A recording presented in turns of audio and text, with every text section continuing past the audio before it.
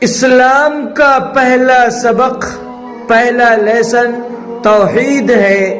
توحید کا مطلب یہ ہوتا ہے کہ اپنے دل دماغ میں یہ بٹھا لینا ہے خدا ایک ہے، پوری دنیا کو بنانے والا ایک ہے، اسی کی عبادت کرنی ہے، اور خدا کی طاقت سب سے بڑی طاقت ہے۔